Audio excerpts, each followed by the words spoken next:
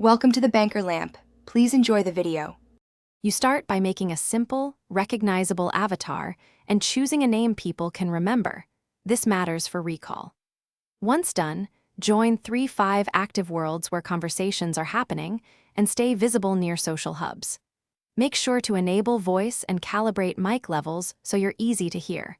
Adjust safety and privacy settings to balance comfort with approachability. Use a short intro line when meeting someone. This immediately opens interaction and reduces awkward silence. Move from passive presence to active engagement. Use a compliment or one specific question to start, because people respond to focused attention.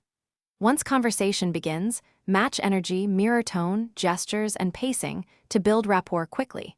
Then invite them into a small shared activity, like a minigame or world tour, which creates shared context and memories. This increases bonding.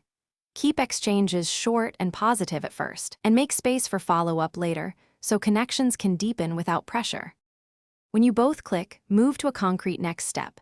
Send a friend request and suggest a follow-up session with time and a world so plans stick. Explain why you want to meet again, shared interest, event, or project, because clear intent converts casual chats into friendships. If someone stops responding, step back and don't escalate.